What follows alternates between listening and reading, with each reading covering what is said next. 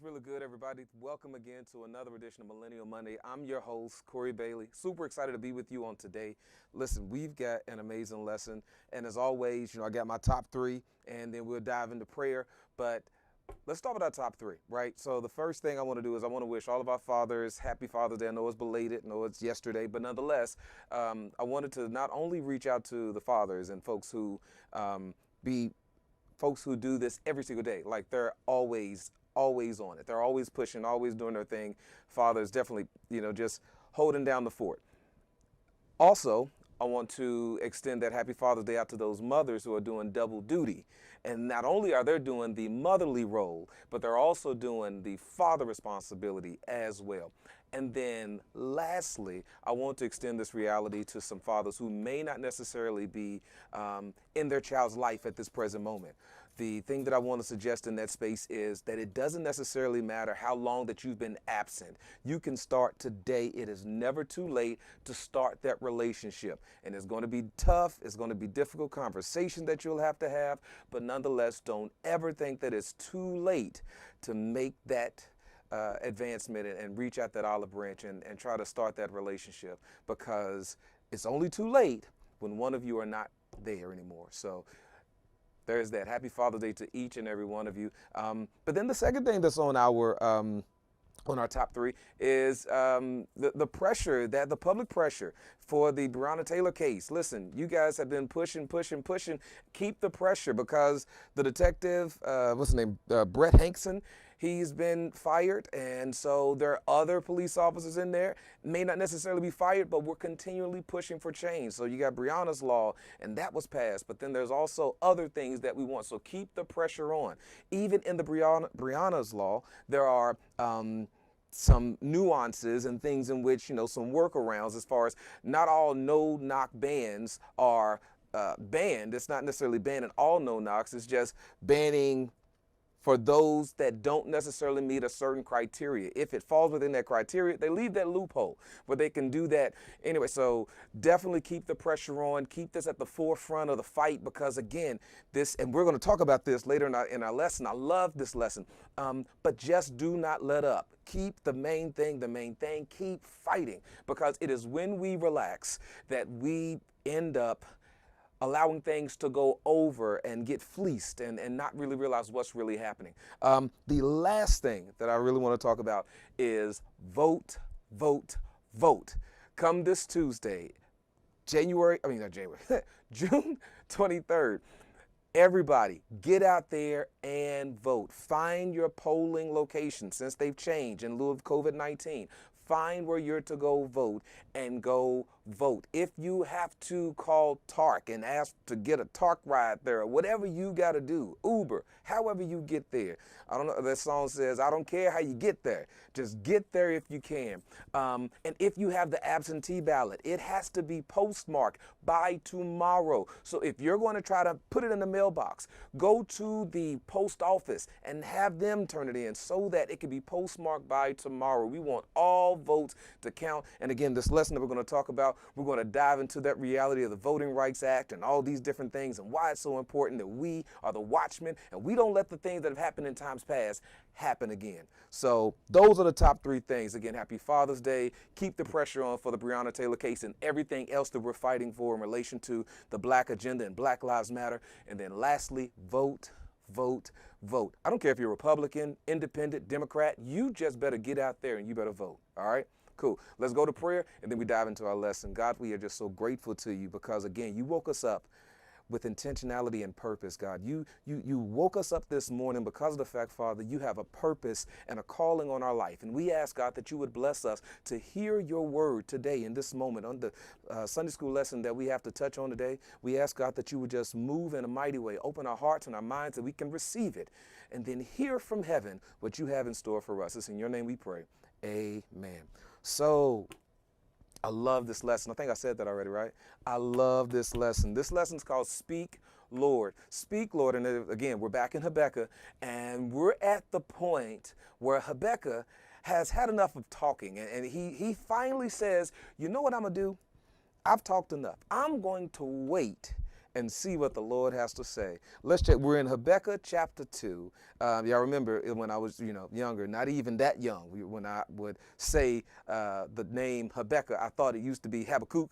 Yeah, we're going to go to Habakkuk chapter 2, verses 1 through 5. And we're reading from the Message translation. Yours may read a little bit different, but nonetheless, I want you to get this one of these three things that I need you to get. I need you to understand waiting, watching, and the next thing, I ain't gonna tell you, I'm gonna let y'all get this. All right, so check this out. Look, verse 1. What's God going to say to my question? I'm braced for the worst.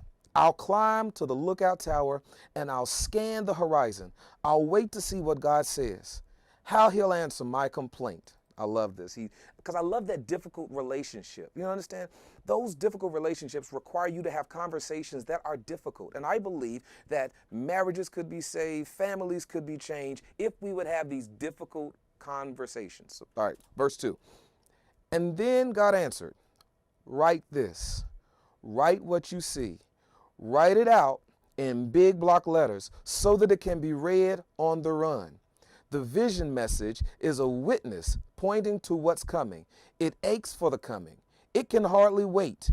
It doesn't lie. If it seems slow in coming, wait. It's on the way. It will come right on time. Verse 4. Look at that man bloated by self-importance, full of himself, but his soul is empty. But the person in right, standing before God, through loyal and steady believing, is fully alive, really alive. Verse 5, note well, money deceives. The arrogant rich don't last. They are more hungry for wealth than the grave is for cadavers. Like death, they always want more, but the more they get is dead bodies. But the more they get is dead bodies. They are cemeteries filled with dead nations, graveyards filled with corpses. And again, we talked about the three things in which I wanted you to capture. And I don't know if you caught it, but again, we're talking about waiting, we're talking about watching, and if you caught the last one, writing. Waiting, watching, writing. I love how this all plays together, because when Habakkuk asks God these questions, right, the series of questions, and he's angry because of the situation that he finds his people in. He's looking at everything. The thing that we must know about Habakkuk is that Habakkuk has been through a whole lot. He's seen a whole lot. He's lived through, and he's been a part of these different dynasties, and he's been a part of these different uprisings, and he's seen Israel in better days, and then he's seen Israel in exile. He's seen the both sides, and he's in a space where he's looking at this and he's trying to understand it. He just can't get it. He knows that Israel is God's chosen people, but for some reason, God, you're punishing them. Why are you punishing them? And I know that we've done evil in your sight, but God, why would you keep allowing this to happen, especially to allow the Babylonians to do this? So he's at a point where he's just really stuck and he can't get past it. He says, you know what? I'm just going to wait on God. And I love this, because whenever you say that you are waiting is different than doing nothing. You got that right? Doing nothing is just that. It is doing absolutely nothing. You're not waiting for something to happen, so that you're not preparing yourself for the next stage. You're not doing something to get yourself in preparation to go somewhere, to do something, because you're just simply doing nothing. But when you're waiting, whenever you're waiting on somebody, you are prepared and ready to go. You've got your stuff together and you are waiting, and it actually irritates you that someone is just taking your time for granted and they're just leaving you there to wait. Have you ever waited on somebody and you're ready to go and they're just lollygagging around doing whatever they want to do, and you're just sitting there and you're just waiting and just waiting? It's an irritating thing, because you're like, you knew that I was coming to pick you up and you still, I tell you what, If you ever want to know the difference between waiting and doing nothing, then go to well, maybe not now, but back at a certain time, pre-COVID, go to a restaurant and allow the waiter, that it's their job, waiter or waitress, it's their job to wait on you. To wait on someone is to ensure that whatever they need, hey, listen, what do you need? What do you need? And that's what a waiter, waitress is supposed to do. Keep coming to the table to see what you need. Are you ready to order? Would you like something to drink? Would you like, what do you need? What do you need? That's the job. So when you're waiting on God, that's the job. You are waiting there in anticipation for God to say to you what he needs from you, not the other way around. But if you are doing nothing, imagine that waiter where you have to go looking for the waiter, trying to find them to say, hey, listen, we're ready to order. Hey, listen, can you bring our ticket? We're ready to pay to get out of here. That right there, you would leave, probably won't leave a tip, probably leave a little nasty note on the receipt, those type of things. Because waiting is when you're standing there on tiptoe anticipation and you are waiting for whatever it is that God has in store. And this is where Habakkuk was. Habakkuk says in verse 1, he says, I'm going to climb to the lookout tower and scan the horizon. I'll wait. I'm going to wait. And why is this so important? Because of who he's waiting on. He's waiting on God. And the reason that he's waiting on God is he's waiting on God to answer. Waiting on God is one of the most extreme forms of faith that you could ever exercise. Because when you wait on God, what you're saying is that, God, I can't do this in and of myself. I can't do this on my own. So, God, I'm waiting on you. Now, I'm not waiting on you to do for me what I can do for myself. Because, again, God doesn't do the if work. Because if you don't do X, God isn't going to do Z, right? It's that reality. You've got to do your part. But I'm waiting on you, God, to move the mountain I can't move. I'm waiting on you, God, to open the door that I can't open. I'm waiting on you, God, to guide my feet. I'm waiting on you, God, to lighten up the day so that I can see where you will have for me to go. For the word is like a lamp unto my feet. I'm waiting on you, God. And that's what you're waiting on God for. You're waiting on God to give you direction. You're waiting on God to give you inspiration. You're waiting on God to give you information to help you understand what you need to do, because when you're waiting and not doing nothing, you're prepared to take that next step. Watch this.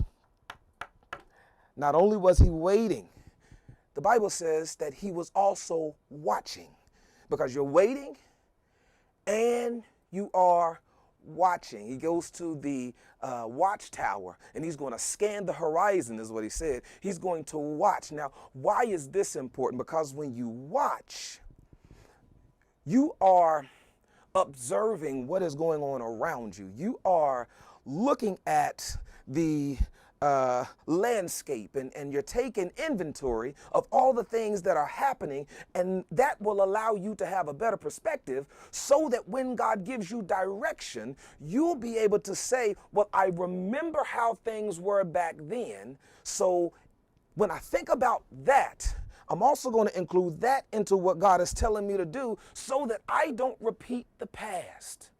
I remember how things were in the past. I'm looking at the landscape. I'm watching. Now, here's another job of the watchman. Another job of the watchman is to ensure that if there are any alarms, any dangers, any threats, they're the first line of defense. They're to sound the alarm. They're to let the people know, hey, this is happening. Hey, this is coming. Hey, be on the lookout. Hey, I see this further down the line, so I need you to be on the lookout for this. I need you to watch out. Now, who is the watchman watching for? I love this. The watchman is watching for the warriors, because there are two different categories of folks that is being spoken to here. You have the watchmen and you have the warriors. The watchmen are the historians. Those are the people who are reflective. Those are the people who can look back over time and see how things have happened and this and that has occurred. And okay, we need to be careful not to repeat that situation. That's your watchmen. But your warriors are the people, and we'll talk about them in a second. They're the people they're the ones who are running towards the fight. They're the ones who are in the thicket of it. They're the ones who are out there on the street protesting. They're the ones who are out there doing the work. Now, the watchmen, they may be your elders. They may not necessarily have the energy and the wherewithal to get out there and protest and go and run and fight as they did in times past. But here's what the elders can do. The elders can watch and say, listen, there once was a time when we had Reconstruction. And Reconstruction was a time when, after the Civil War was done, and they had all of these different policies that the federal government rolled out that would help, African-American businesses and help to build schools and hospitals and grocery stores and all these different African-American neighborhoods. And man, things were booming. But the trouble came where these states decided that they were going to implement these policies in a different way than the way that the federal government had them rolled out. So therefore, in the southern states, you have Jim Crow laws. And so therefore, roughly around like 1867, when the last federal troops rolled out of some of those Confederate states, you have situation where Jim Crow just was born. It was allowed to be born in this space because there wasn't anyone there to help police the states and ensure that these things were happening the way that they were supposed to happen. And you have those historians now, today, they're able to say, hey, listen, as we're fighting, as we're getting policy change, as we're getting laws presented and voted on and unanimously voted on and agreed to, let's be careful that we don't repeat what happened last time. Because last time, you had the Voters' Rights Act that was passed. And the Voters' Rights Act, it had this thing called Section 5. And in Section 5 of the Voters' Rights Act, what that meant was that places and areas that had a history of racial injustices and they had a history of voter suppression and they had a history of not doing the right things as it related to voting. Any changes, any gerrymandering, any changes of the districts, anything that is to be done, that had to go through the federal court and it had to be argued and it had to be justified why this change was being made to ensure that it protected certain groups of people. Roughly about 2013. This goes before the Supreme Court. And this very item, Section 5 of the Voting Rights Act, was gutted.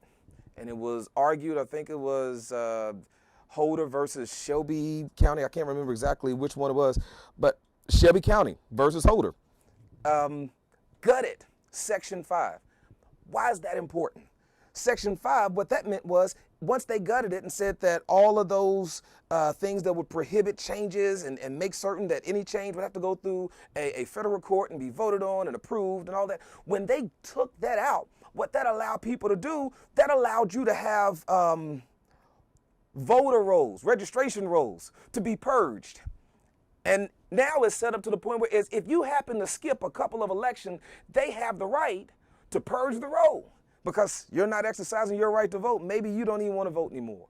Maybe you're dead. Maybe any reason that they can have to try to purge the roll, they can do that. And that is because Section 5 was stripped out. Now they can organize the districting lines to ensure that they only get their group of people to ensure that they could win the election and stay in office. I mean, there are so many different things that can happen as a result of Section 5 being stripped out. And let's not even talk about voter suppression in reference to having polls open at certain times and ensuring that certain polls are open and available to everybody and absentee ballots and all these things. Because Section 5 was ripped out, these states can do whatever they want and they don't have the federal oversight. Again, you have the watchman. And Habakkuk says, I'm going to go to the watchtower and I'm going to watch. And God says, so here's the thing that I want you to understand, Habakkuk. I need you to write the vision. And what is he writing? And God says, I want you to write this vision in big block letters so that those who run, they can read it while they're running. Now, why is that important? That is important because what God is calling on Habakkuk to do is to write in such a way that it would inspire and inform. Inspire those folks who are fighting, keep fighting. But inform those folks who are fighting, don't take your eye off the ball. Don't let up. Don't become content.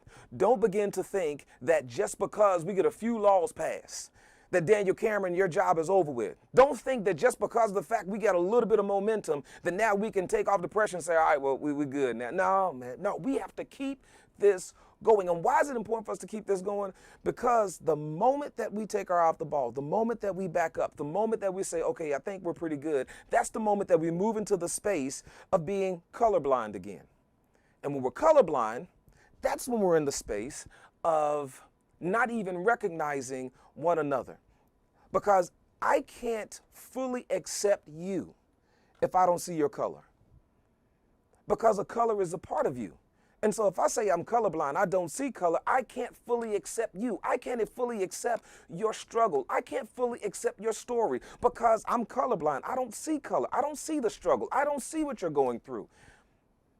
And if we take our eye off the ball, if we stop, because here's the bigger thing, we need to continue running for office. We need to continue putting our ballots out there and registering to get out there to run for office and getting some of these seats and make certain that we're at the table and make certain that we're part of the conversation. That's what Habakkuk is writing. And he said, listen, I'm writing, he says, and I'm writing in such a way so that they can see the vision. And when they see the vision, they'll run. And as they're running, they can read it.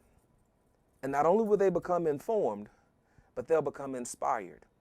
Now, why is all of that so important? Because God is saying, if you wait on me, if you watch for me, I'll give you instructions, and you'll be able to write the vision and make it plain. So here's the other thing that before we dive further into the lesson that is important for us to note. When God gives you your instruction, don't come back to God with all these questions. Because when God gives you what he has for you, because you've been complaining, you've been crying, you've been saying, God, I need you, God, I need you, I need you now, Smokey Norfolk. I mean, you're going all in. But when God gives it to you, don't come back with all these questions. Well, God, now how exactly do you want me to, because what you're asking me to do, all these questions, God says, listen, I don't need you to give me all these questions. What I need you to do is start walking. I don't need you to give me all these questions back. Now, you've asked me for what, and I showed you your what. Now I need you to trust in the who. Trust in me that when I tell you that this that I'm giving you is bigger than you, it includes you, but it's not about you. When I give it to you, I need you to go forth and write the vision, make it plain. Now, why is that so important? Because there are people God has already given. Some of the folks who are watching you, you already know. God has already given you the vision. And you're so afraid because it's so big.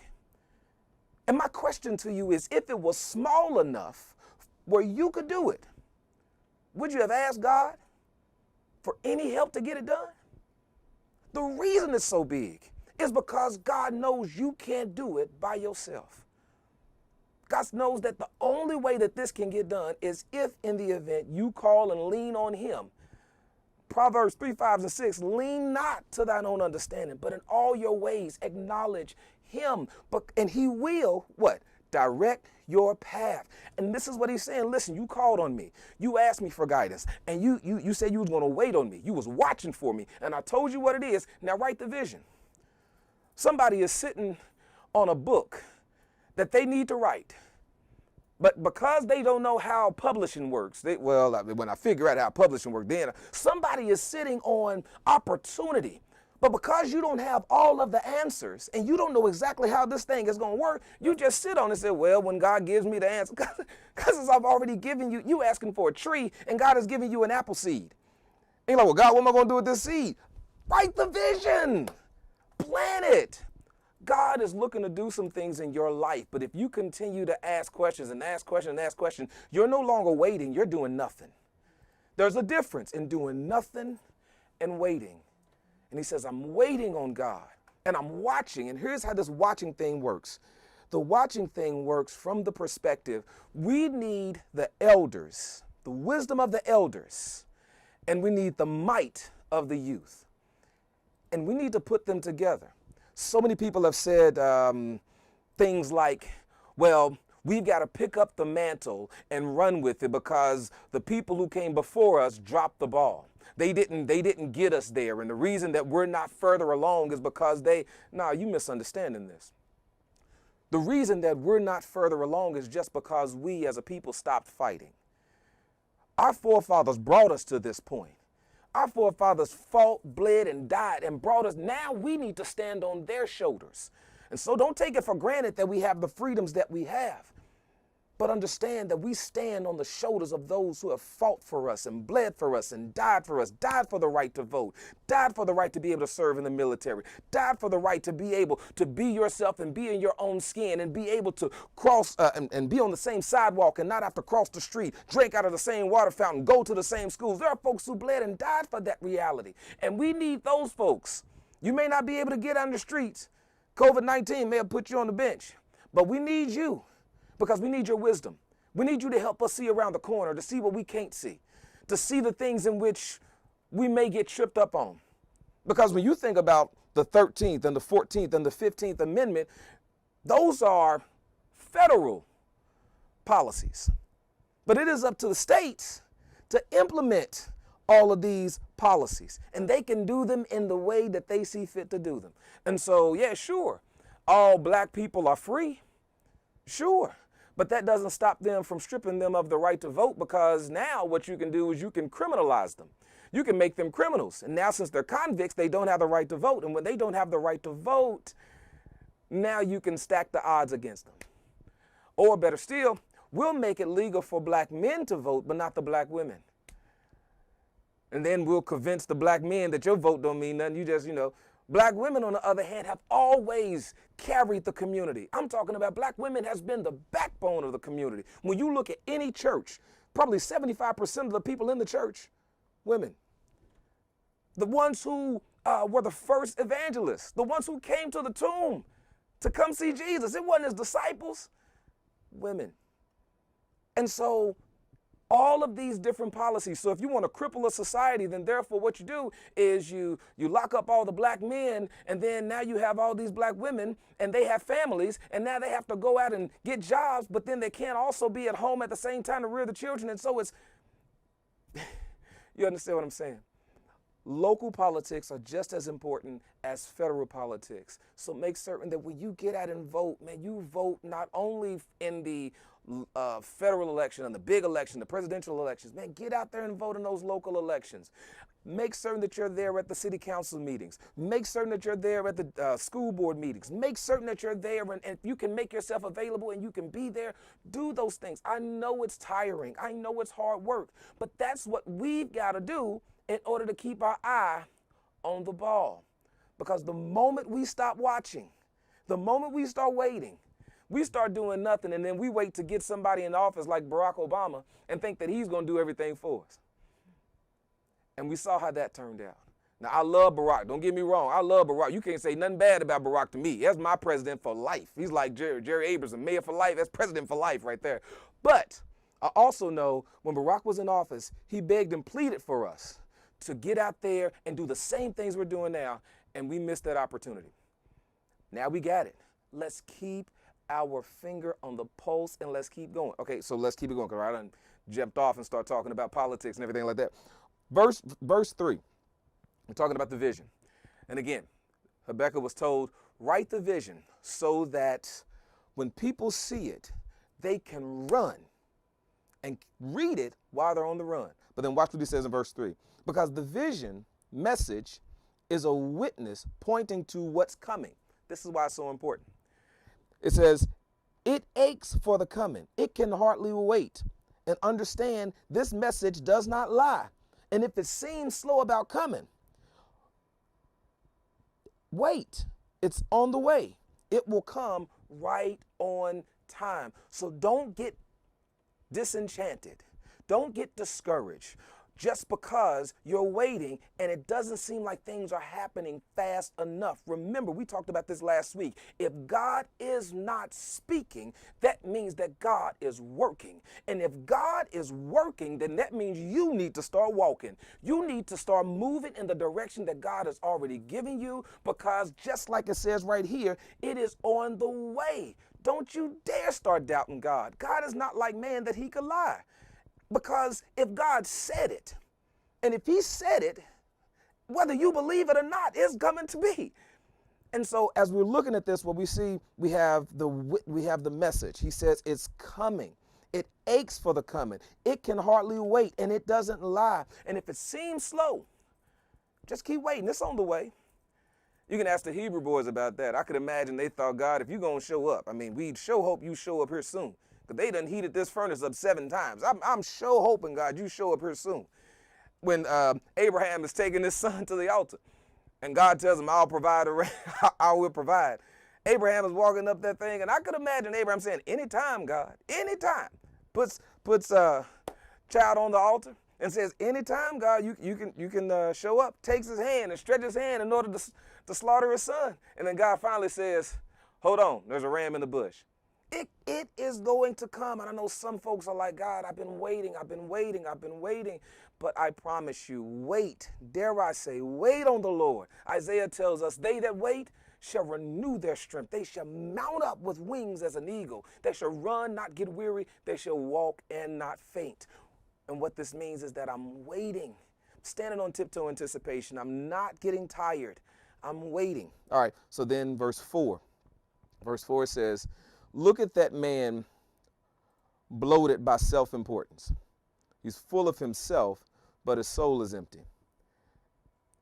But the person in right standing before God through loyal and steady believing is fully alive, really alive. So let's break that down really quick, and we're almost out of time. I know. Listen, I promise you, let's keep the conversation going. Definitely message me, C. Bailey at ssclive.org or info@ssclive.org. Either way, I'll get the message, and I'll most certainly get back at you. But again, he's talking about right here, if you live your life for yourself, and you know those self-servicing people, and I love Pastor Cosby, he preached on this Sunday, talking about the prodigal sons, and how one was always focused on me.